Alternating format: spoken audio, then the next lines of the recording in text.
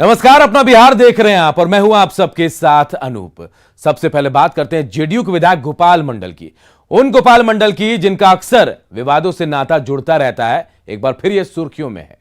तेजस राजधानी एक्सप्रेस में आपत्तिजनक हरकत को लेकर जेडीयू विधायक गोपाल मंडल के खिलाफ केस दर्ज कराया गया है और यह एफआईआर जो है नई दिल्ली रेलवे पुलिस थाने में दर्ज कराई गई है।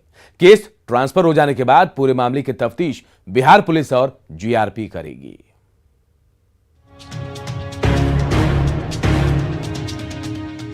तेजस राजधानी के अंदर अंडरवियर और बनियान में टहलते ये हैं विवादों के गोपाल, यानी गोपालपुर के जेडीयू विधायक गोपाल मंडल। विवाद और जेडीयू विधायक गोपाल मंडल साथ साथ चलते हैं, कभी विवादित बयान देकर तो कभी अजीब हरकतों की वजह से। ये अक्सर विवादों में ही रहते हैं। एक बार फिर जेडीयू के दबंग विधायक विवादों में हैं। दरअसल गोपाल मंडल तेजस राजधानी एक्सप्रेस के A1 कोच में अंडरवियर बनियान में घूम रहे थे। ट्रेन में यात्रा कर रहे यात्रियों ने जब इस पर आपत्ति जताई तो विधायक के साथ ही उनके समर्थकों ने भारी हंगामा कर दिया। मामला सुलझाने की बजाय विधायक जी यात्रियों को ही समझाने लगे। आखिरकार दीनदयाल उपाध्याय रेलवे स्टेशन पर पहुंची आरपीएफ की टीम ने मामले को शांत कराया। जब हर ओर किरकिरी होने लगी तो विधायक जी ने अजीबोगरीब सफाई दे डाली। ये बात सच्चाई है। 60 साल हमारा उम्र होता है, 4 बार मैंने एमएलए बन चुका हूँ और हम सब आदमी हैं, ऐसा नहीं है। शौक था हमको, कोनो अथी गर्मी का टाइम था, जंघिया और गंजी में टहलते। अब विशेष परिस्थिति में दौड़ के लेटरिन चला गया। इसी बात कोई महिला नहीं थी, कहीं कोई महिला थी ही नहीं। गोपाल मंडल की अजीबोगरीब सफाई को पीड़ित प्रहलाद पासवान ने नकार दिया है और उन्होंने गोपाल मंडल पर बदसलूकी और मारपीट का भी आरोप लगाया है। प्रहलाद पासवान ने गोपाल मंडल के खिलाफ नई दिल्ली रेलवे पुलिस थाने में मामला दर्ज करा दिया है। बाथरूम गया, उधर से लौटे, अपने सहयोगियों को बताया, फिर चारों मेरे पास आए, हाथापाई किए, मारी पीट, गाली गलौज, अभद्र व्यवहार। मेरा मतलब पूरा जाति सूचक शब्दों से किसी ने पता कर लिए होंगे कि जरा इसका चार्ट देख के बताओ कौन सा जात है, कौन नाम है, तो उसको कह के पूरा और गंदा पानी पिलाने का भी उन्होंने हमको काम किया है। गोपाल मंडल की इस अजीबोगरीब हरकत पर जल संसाधन मंत्री संजय झा ने कहा है कि पार्टी उनसे पूछेगी कि क्या हुआ था। वहीं बीजेपी नेता शाहनवाज हुसैन ने गोपाल मंडल को ट्रेन में पूरे कपड़े पहनने की नसीहत दी है।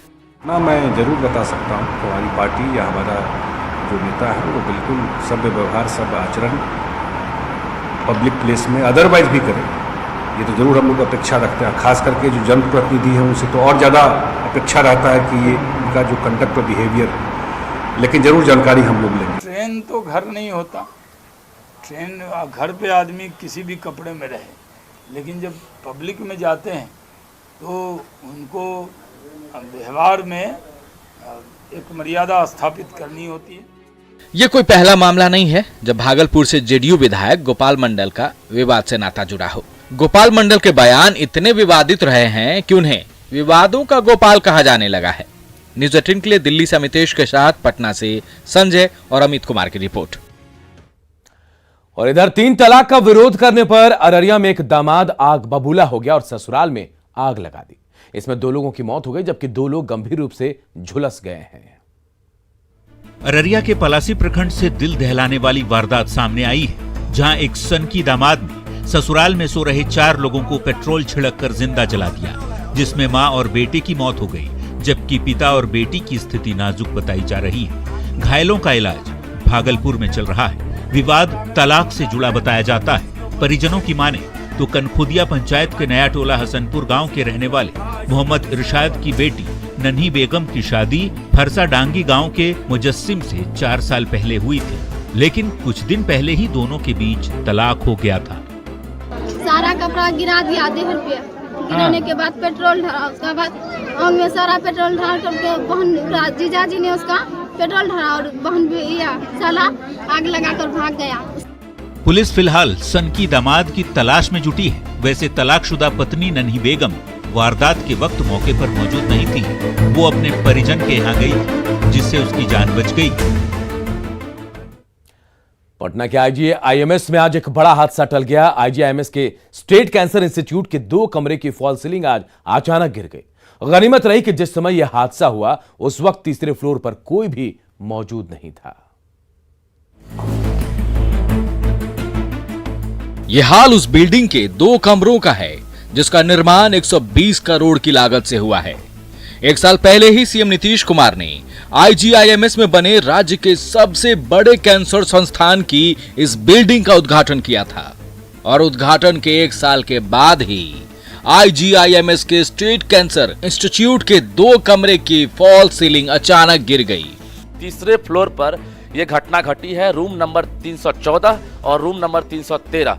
देख सकते हैं कि क्षतिग्रस्त हो गया है और आपको हम दिखा रहे हैं छत की हालत कैसी हो गई है। शुक्र कहिए कि कोई पेशेंट इसमें नहीं था, वरना बड़ी घटना हो सकती थी और कोई जो बड़ा हादसा कहें आप, बड़ा हादसा हो सकता था। पूरा ड्राम से न किया था, एकदम पूरा आवाज इतना कि सब डर गया था। काफी ज्यादा आवाज, बहुत ज्यादा आवाज कर रहा था, काफी बहुत ज्यादा। देर तक आवाज रही? वही लगता है कि 5 मिनट तक गूंजा, कुछ देर तक। इससे पहले कभी देखा था आप लोगों ने कि लग रहा है गिरने वाला, ऐसा कुछ था? नहीं, ऐसा तो नहीं लगा था, पर एक वाई हो गया। पिछले 1 महीने से IGIMS के इस कैंसर इंस्टीट्यूट में मरीजों का इलाज किया जा रहा था। गनीमत ये रही कि जिस समय यह हादसा हुआ उस समय 3rd फ्लोर पर कोई मौजूद नहीं था। मलबे को देखकर अंदाजा लगा सकते हैं कि अगर यहाँ कोई मौजूद होता तो उसकी क्या हालत होती। IGIMS प्रबंधन अभी चुप्पी साधे हुए है, लेकिन अंदर अंदर जो है कहीं ना कहीं चर्चा गर्म है और उम्मीद की जा रही है कि निर्माण एजेंसी पर कार्रवाई होगी और जांच के बाद यह पता चलना जरूरी है कि आखिर किस तरह की क्वालिटी पर जो है मकान खड़ा कर दिया गया और लापरवाही किस हद तक थी। रजनीश कुमार, न्यूज़ 18, पटना। पश्चिम चंपारण के मंझौलिया प्रखंड के कुछ गांवों में पिछले 3 महीने से पानी भरा है और यहां के जो लोग हैं वो जल कैदी बने हुए। अब तक इन गांवों में प्रशासन का कोई भी नुमाइंदा नहीं पहुंचा है। इन्हीं गांवों में से एक है बिनटोली, जहां न्यूज़ 18 की टीम बड़ी मुश्किल से पहुंची और लोगों की परेशानियों को नजदीक से देखा।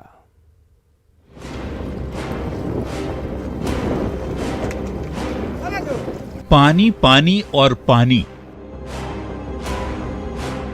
ये हाल है पश्चिम चंपारण के मझौलिया प्रखंड का। वैसे तो पश्चिम चंपारण हर साल बाढ़ की विभीषिका झेलता है, लेकिन इस साल हालात ज्यादा खराब हैं। कई प्रखंडों में पिछले कई महीनों से पानी भरा है। सबसे खराब हाल मझौलिया प्रखंड के कुछ पंचायतों का है, जहां पिछले 3 महीने से पानी है। मैं अभी खड़ा हूं मझौलिया प्रखंड क्षेत्र के इस महना गांव में। आप देख सकते हैं कि सेमरा विरता और महना गांव के आसपास सैलाब का जो सितम है उसकी एक तस्वीर हम आपको दिखाना चाहते हैं। जहां तक आपकी नज़र जाएगी दूर दूर तक सिर्फ पानी ही पानी नज़र आएगा। ये पूरा इलाका जो है वो पूरी तरह से जलमग्न हो चुका है। आलम यह है, आप देख सकते हैं कि दूर दूर तक जहाँ तक नज़र जाएगी सिकराना नदी का पानी जो है वो पूरी तरह से इस इलाके को जलमग्न कर चुकी है और पूरा इलाका जो है वो पानी से लबालब भर चुका है। वैसे तो ये पूरा इलाका ही जलमग्न है, लेकिन सबसे खराब हाल डुमरी पंचायत के बिनटोली का है, जहां आज तक न तो कोई सरकारी नुमाइंदा पहुंचा, न ही कोई जनप्रतिनिधि। लेकिन न्यूज़ 18 की टीम ने बिनटोली जाने का फैसला किया, ये देखने के लिए कि वहां के हालात क्या हैं। मझौलिया प्रखंड क्षेत्र का ये डुमरी पंचायत का बिनटोली है, जहां हम जाने का प्रयास कर रहे हैं। खबर ये मिली है कि बिनटोली गांव के जो लोग हैं, लगभग 100 से 125 घर जो है वो पूरी तरह से चारों तरफ से पानी से घिरा हुआ और गांव जो है वो टापू में तब्दील हो चुका है। नाव से हम लोगों ने सफ़र शुरू किया और लगभग 3 किलोमीटर का दूरी अभी तक तय कर चुके हैं, लेकिन अभी तक पानी आप देख सकते हैं कि किस रफ्तार में पानी का जो बहाव है वो तेज है और पानी कितना है। न्यूज़ 18 की टीम बिनटोली के लिए चल तो पड़ी, लेकिन वहां पहुंचना इतना आसान नहीं था, क्योंकि इस इलाके में बहने वाली सिकरहना नदी उफान पर है। इसकी धारा और तेज तब हो जाती है जब इसमें कोहड़ा नदी का मिलन हो जाता है। खैर, नाव के सहारे किसी तरह 5 से 6 किलोमीटर की दूरी तय कर न्यूज़ 18 की टीम बिनटोली पहुंची। बिनटोली के लोगों की परेशानी उनकी ही जुबानी सुन लीजिए। क्या हाल बा यहाँ? बहुत बुरा हाल बा। हाँ। हमनी के 3 महीना से इतना तरकारी वगैरह आफत पड़ गई बा। एगो नाव किनले बानी सन, वही नाव पर जाई न सन सुगौली बाजार करे, आ न तो चुपचाप अपना घर है वही मरी न सन। न तो साग सब्जी किने के बाद 15 दिन पर एक दिन जाम सन, 10 दिन पर आटा पिसावे जाई न सन नाव से। यहाँ कोई सहारा हमनी के नहीं है। क्या हाल है यहाँ पे, क्या स्थिति बा? बहुत बुरा बा। अच्छा, का करम से नहीं है, पूरा बाढ़ में देखत नहीं है, गोर सरसर गइल बा घूमत घूमत। आ माल मवेशी माल जाल सब लोग यही मरता। कोई देखनिहार नहीं है, कोई सुननिहार नहीं है, ना विधायक ना MP ना मुखिया सरपंच कोई कुछ पूछनिहार नहीं है। स्कूल बंद बा। स्कूल देखी ना रुआ सामने स्कूल बटे कितना दिन से बंद बा। पहले कोरोना में बंद रहा, ये बड़ा जाए का रास्ता नहीं है। देखिए बाढ़ आई बटे एकदम से। बिनटोली टापू बना हुआ है और वहाँ के लोग जल कैदी, लेकिन जिला प्रशासन की नजर में यहाँ बाढ़ नहीं है, जो है वो बस बरसात का पानी भर है। न्यूज़ 18 के लिए बेतिया से प्रफुल्ल की रिपोर्ट। उधर एक बार फिर से गंगा नदी का जलस्तर बढ़ रहा है और पटना के गांधी घाट पर गंगा नदी जो है खतरे के निशान से ऊपर बह रही है। ऐसे में प्रशासन की ओर से नदी में स्नान करने पर रोक लगा दी गई है, लेकिन उसके बाद भी लोग नदी में स्नान करने से बाज नहीं आ रहे। 18 साल के एक युवक की गंगा में नहाने के दौरान मौत हो गई थी। गंगा नदी में नीरज के डूबने का CCTV फुटेज अब सामने आया है और यह तस्वीर लोगों को आगाह करने के लिए काफी है। न्यूज़ 18 भी अपने तमाम दर्शकों से अपील कर रहा है कि अभी नहाने के लिए गंगा नदी समेत किसी ऐसी नदी में ना जाएं जो उफान पर है।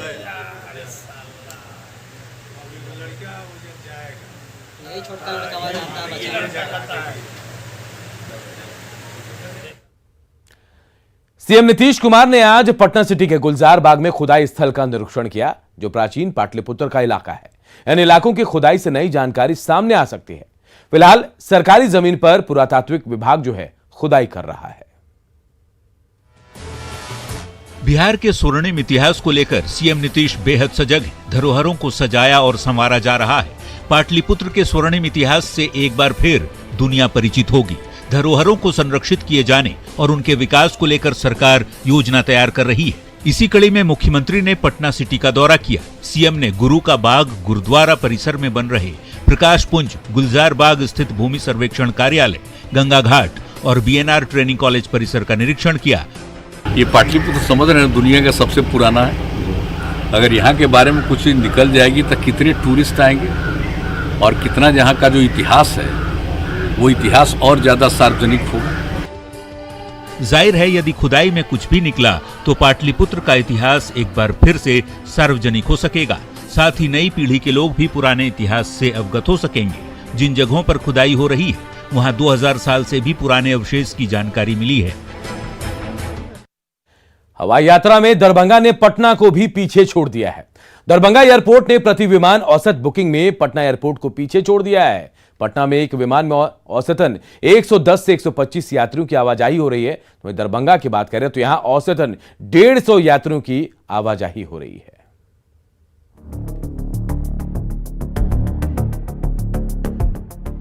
आठ नवंबर 2020 को दरभंगा से विमान सेवा शुरू हुई और 9 महीने से भी कम समय में दरभंगा एयरपोर्ट उम्मीदों से आगे निकल गया। दरभंगा एयरपोर्ट ने प्रति विमान औसत बुकिंग में पटना एयरपोर्ट को पीछे छोड़ दिया है। पटना में एक विमान में जहां औसतन 110 से 125 यात्रियों की आवाजाही हो रही है, तो वहीं दरभंगा में औसतन 150 यात्रियों की आवाजाही हो रही है।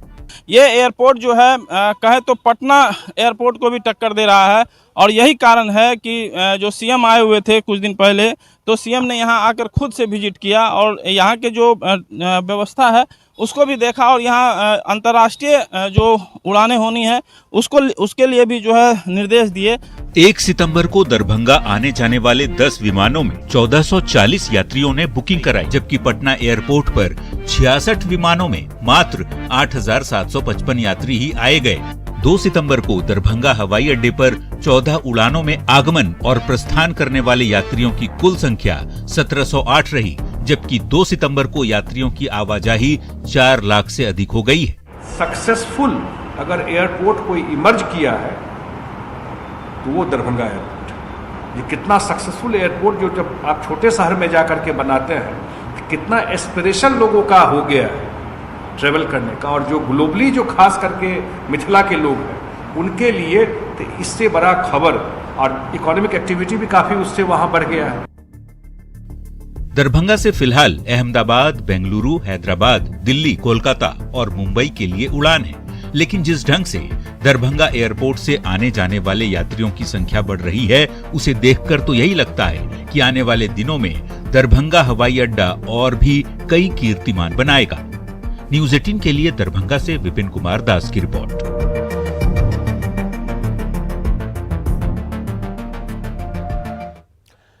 और अब बात स्मार्ट क्लास में अश्लीलता की। जी हां, यह खबर बेगूसराय के बकरी से है, जहां राटन आदर्श मध्य विद्यालय में स्मार्ट क्लास में के लिए लगे एलईडी मॉनिटर में बच्चे भोजपुरी गाना सुनते देखे गए। जिस समय क्लास में भोजपुरी गाना बज रहा था, उस वक्त क्लास में बच्चियां भी मौजूद थी, लेकिन बदमाश बच्चों ने क्लास की मर्यादा का जरा सा भी ख्याल नहीं रखा। स्मार्ट क्लास में भोजपुरी गाना सुनते